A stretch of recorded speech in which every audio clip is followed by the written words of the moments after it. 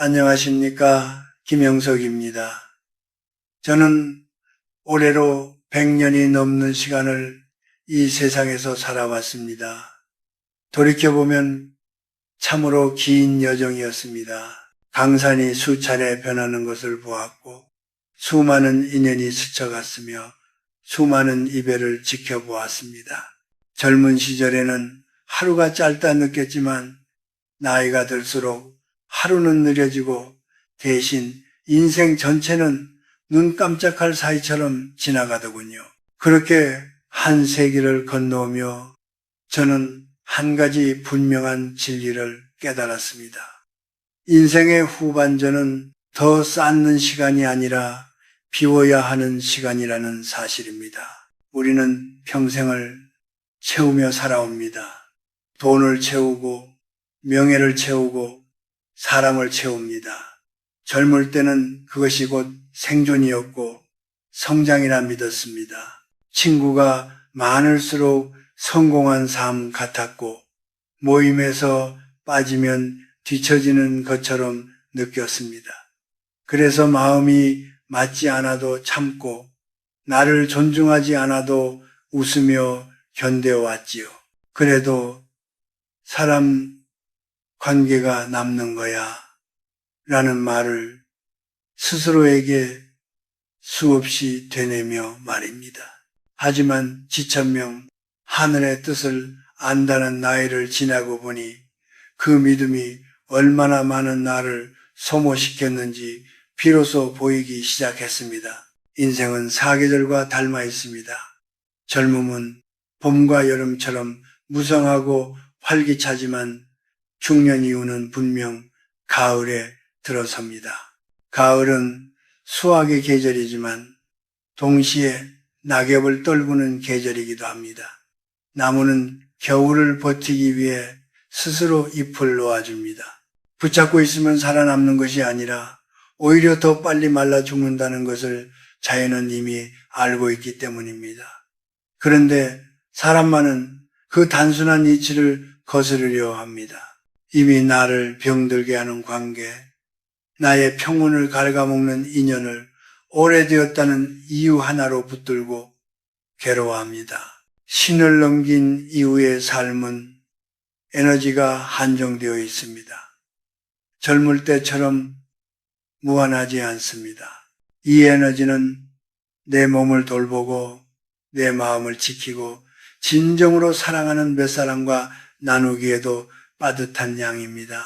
그럼에도 불구하고 나를 소진시키는 관계에 그 귀한 에너지를 흘려보내고 있다면 그것은 미덕도 인내도 아닙니다. 저는 그것을 오랜 세월 살아온 사람으로서 분명히 말씀드리고 싶습니다.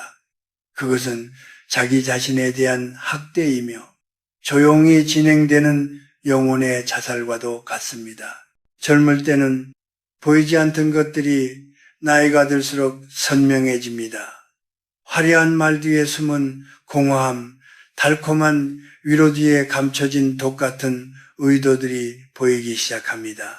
겉으로는 정과 의리로 포장되어 있지만 그 관계에서 돌아올 때마다 마음이 텅 비고 기운이 빠진다면 그것은 이미 썩기 시작한 인연입니다. 썩은 밧줄을 붙잡고 산을 오를 수는 없습니다. 놓지 않으면 결국 함께 떨어질 뿐입니다. 인생의 후반전에서 가장 필요한 용기는 새로운 것을 얻는 용기가 아니라 불필요한 것을 내려놓는 용기입니다. 고독을 두려워하지 마십시오. 나를 갉아먹는 관계 속에서 억지로 웃는 것보다 혼자 차 한 잔을 마시며 내 마음의 소리를 듣는 시간이 훨씬 더 고귀합니다. 비워야 채워집니다. 비워야 비로소 평온이 들어옵니다. 이 단순한 진리를 깨닫는데 저는 100년이 걸렸습니다. 여러분은 그보다 조금 더 일찍 이 진실과 마주하시기를 진심으로 바랍니다. 이제 본격적으로 우리가 반드시 경계해야 할 첫 번째 부류의 사람들에 대해 말씀드리겠습니다.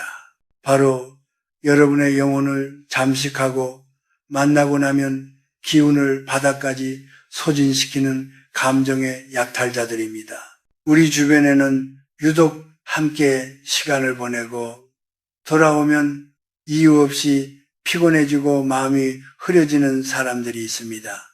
겉으로는 고민을 상담하는 것처럼 보이지만 실상은 자신의 분노와 불만, 좌절을 여러분이라는 그릇에 쏟아붓고 가는 사람들이지요. 이들의 대화는 늘 비슷합니다. 세상이 나를 몰라준다. 사람들은 다 이기적이다. 나는 왜 이렇게 불운한가? 처음에는 연민이 듭니다. 그래 힘들겠구나 하며 귀를 기울이게 됩니다. 하지만 시간이 지날수록 이상한 감정이 남습니다. 위로해도 나아지지 않고 조언을 해도 들으려 하지 않으며 오히려 더 깊은 불평의 내치로 여러분을 끌어당깁니다. 저는 오랜 세월을 살며 깨달았습니다.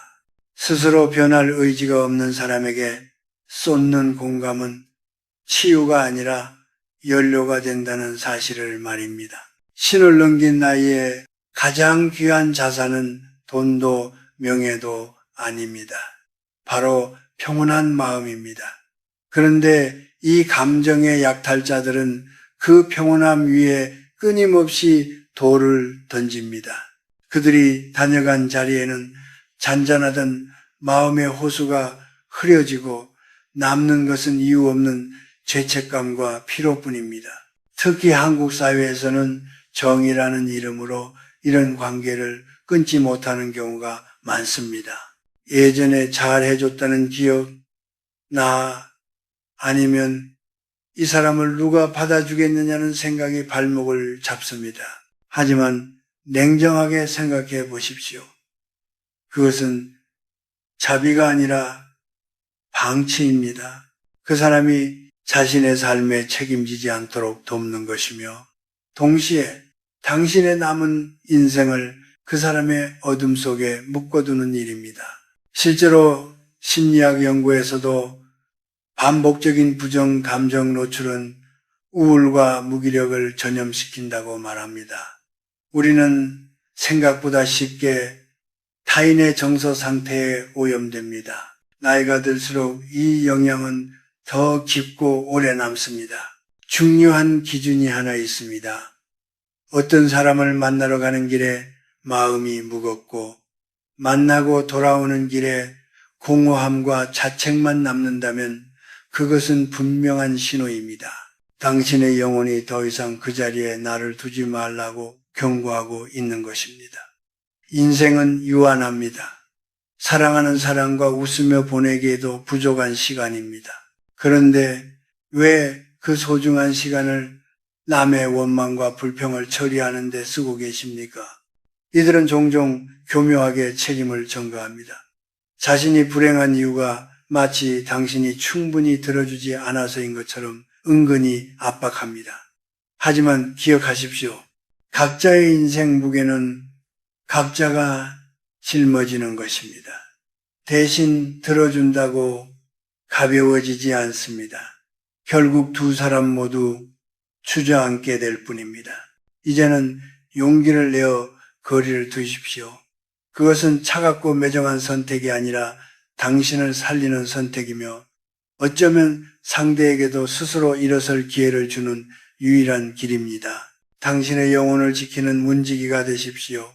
아무나 들어와 마음의 마당을 어지럽히게 두지 마십시오. 이제 우리가 반드시 멀리해야 할 두 번째 부류의 사람들에 대해 이야기해 보겠습니다. 이들은 앞서 말한 감정의 약탈자들보다 더 조용하고 더 치명적으로 우리의 영혼을 훼손합니다. 바로 우리의 가치를 깎아내리고 무시하며 존엄을 허물어뜨리는 사람들입니다. 인생의 오르막을 지나 신이라는 고개에 올라선 우리는 이미 수많은 역할을 감당해 왔습니다.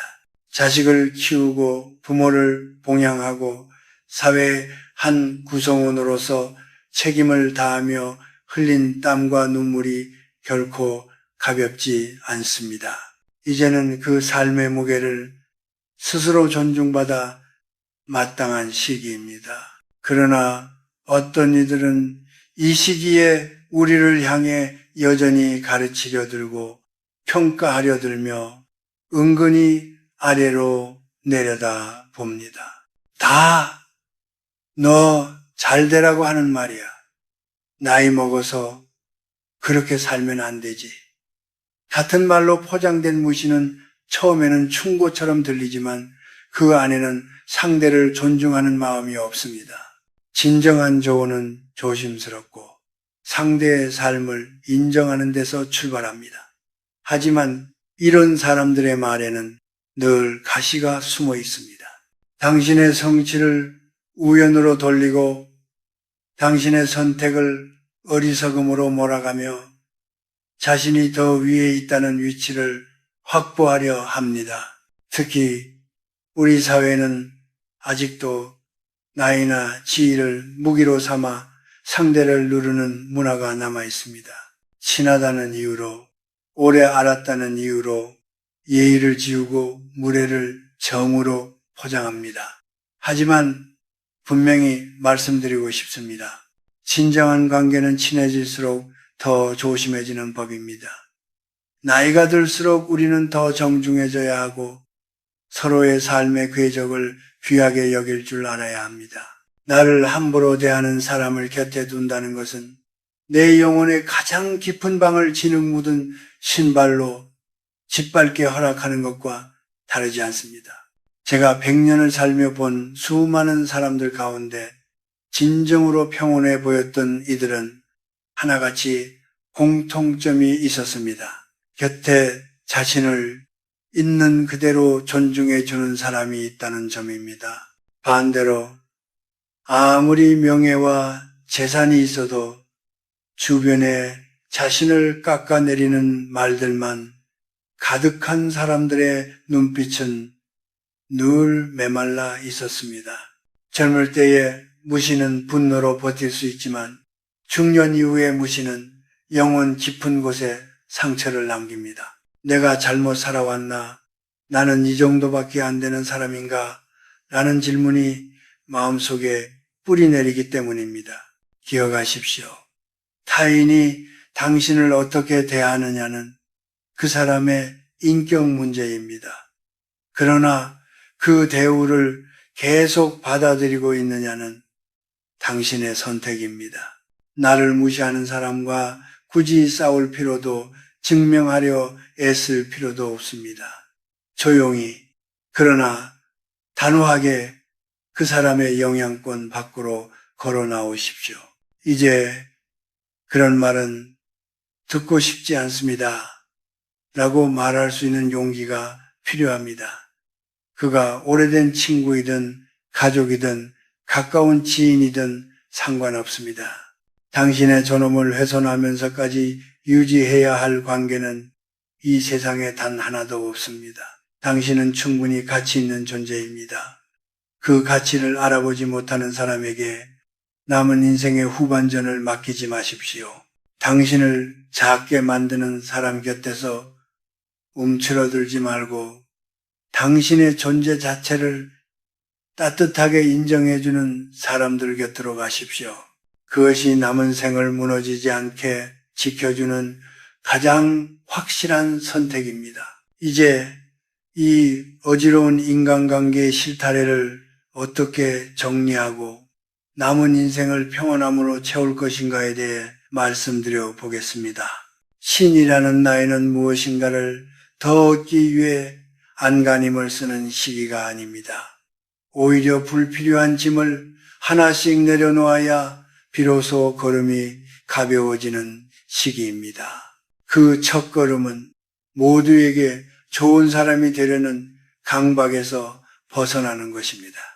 우리는 오랫동안 착하다는 말을 듣기 위해 자신을 희생해 왔습니다. 참고 견디고 속상해도 웃으며 넘기는 것이 미덕이라 배워왔지요. 하지만 이제는 그 가면을 내려놓아야 합니다. 나를 힘들게 하는 사람에게 단호하게 아니요 라고 말하는 것은 무례가 아닙니다. 그것은 내 영혼을 지키는 최소한의 방어입니다. 거절했을 때 떠나가는 사람이 있다면 그 관계는 애초에 당신의 삶을 지탱해 주던 관계가 아니었습니다. 오히려 당신의 에너지로 연명하던 관계였을 뿐입니다. 이 사실을 받아들이는 데는 약간의 아픔이 따르지만 그 아픔은 오래가지 않습니다. 반대로 억지로 붙잡은 관계의 고통은 평생을 따라다닙니다. 둘째로 내려놓아야 할 것은 사람에 대한 미련입니다. 오래된 인연이라는 이유 하나만으로 관계가 유지되어야 한다는 생각은 착각입니다. 물도 고이면 썩듯 관계도 흐르지 않고 상처만 남긴다면 과감히 방향을 바꿔야 합니다. 신을 넘긴 이후의 인간관계는 양이 아니라 질입니다. 10명의 가벼운 지인보다 내 침묵의 의미를 알아주는 단 한 사람이 훨씬 더 소중합니다. 만약 그런 사람이 없다면 차라리 고독을 선택하십시오. 많은 분들이 고독을 외로움과 혼동합니다. 그러나 두 감정은 전혀 다릅니다. 외로움은 나를 잃어버린 상태이지만 고독은 나를 만나는 상태입니다. 혼자 밥을 먹고, 혼자 걷고, 혼자 생각하는 시간 속에서 우리는 비로소 그동안 들리지 않던 내 마음의 목소리를 듣게 됩니다. 한국 사회에서는 여전히 혼자 있는 모습을 처량하게 바라보는 시선이 남아있지만 100년을 살아보니 가장 깊이 성장한 사람들은 반드시 고독의 시간을 통과했습니다. 또 하나 우리가 버려야 할 말들이 있습니다. 이 나이에 뭘 바꾸겠어? 그냥 참아야지 어쩌겠나? 같은 말들입니다. 이런 말들은 무의식 속에 패배주의를 심고 독같은 관계를 정당화합니다. 나이는 숫자에 불과하다는 말이 식상하게 들릴지 모르지만 영혼의 성장 앞에서는 그것이 사실입니다. 오히려 나이가 들수록 우리는 더 정확하게 선택할 수 있는 지혜를 갖게 됩니다. 누군가 당신을 모욕하거나 감정적으로 공격할 때 굳이 진흙탕에 내려가 함께 싸우지 마십시오. 강물이 바위를 만나면 다투지 않고 옆으로 흐르듯 침묵하거나 자리를 떠나는 것이 가장 품격 있는 대응입니다. 당신의 분노를 상대의 천박함과 맞바꾸지 마십시오. 당신은 그보다 훨씬 귀한 존재입니다. 관계를 정리한다는 것은 싸우는 일이 아니라 방향을 바꾸는 일입니다. 그 사실을 기억하시기 바랍니다. 이제 긴 이야기를 마무리하며 남은 인생을 어떻게 평온하게 살아갈 것인가에 대한 마지막 당부를 드리고자 합니다. 인생이라는 긴 여정을 걷다 보면은 우리는 누구나 나이값이라는 보이지 않는 무게에 눌립니다.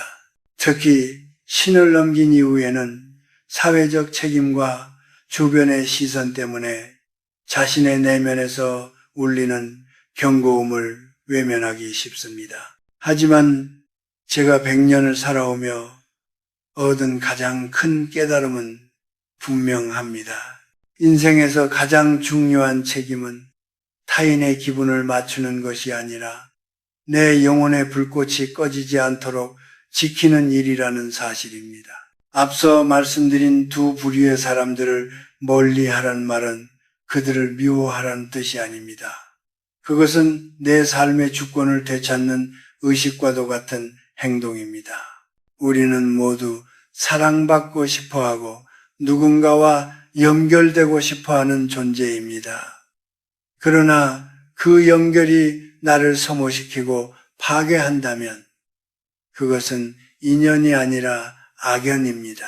썩은 가지를 쳐내야 나무가 하늘을 향해 굳게 자라듯 아픈 결단 뒤에야 비로소 삶의 균형이 돌아옵니다. 혼자 있는 시간을 두려워하지 마십시오. 한국 사회에서는 여전히 혼자 밥을 먹고 혼자 시간을 보내는 것을 외롭고 초라한 모습으로 바라보는 시선이 있습니다. 하지만 고독은 영혼의 안식처입니다. 나를 갉아먹는 관계 속에서 억지로 웃는 것보다 고요함 속에서 나 자신과 마주하는 시간이 훨씬 더 풍요롭습니다.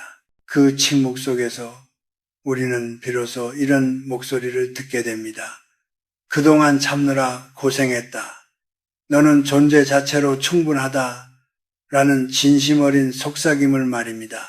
저는 지금도 매일 아침 글을 쓰고 천천히 산책을 합니다. 거창한 성공을 위해서가 아닙니다.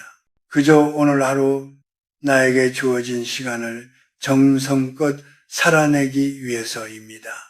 신 이후의 삶은 무엇이 되느냐의 문제가 아니라 어떻게 사느냐의 문제입니다. 내 곁에 나를 진심으로 아껴주는 사람 한 명, 내가 사랑하는 책 한 권, 그리고 평온한 마음이 있다면 그 인생은 이미 성공한 인생입니다. 만약 지금 누군가 때문에 마음이 괴롭고 밤잠을 이루지 못하고 있다면 이제는 과감해지십시오. 상대가 누구든 당신의 생명 에너지를 함부로 소비할 권리는 그 누구에게도 없습니다. 품격 있는 노년은 거창한 성취에서 오는 것이 아니라 내 곁에 둘 사람과 놓아줄 사람을 분명히 아는 지혜에서 옵니다. 천천히 숨을 들이마시고 내쉬며 마음을 무겁게 했던 이름 하나를 놓아 보십시오. 그것이 당신의 영혼을 살리는 위대한 첫걸음이 될 것입니다. 인생의 저녁 노을은 참으로 아름답습니다. 그 빛을 가리는 구름 같은 인연들에 더 이상 마음 쓰지 마십시오. 당신의 삶은 그 자체로 하나의 예술 작품입니다. 이제 그 마지막 장을 가장 평화롭고 고귀하게 완성해 나가시기를 진심으로 기원합니다. 마음이 평안하시길, 그리고 남은 날들이 조용한 빛으로 가득하시길 바랍니다.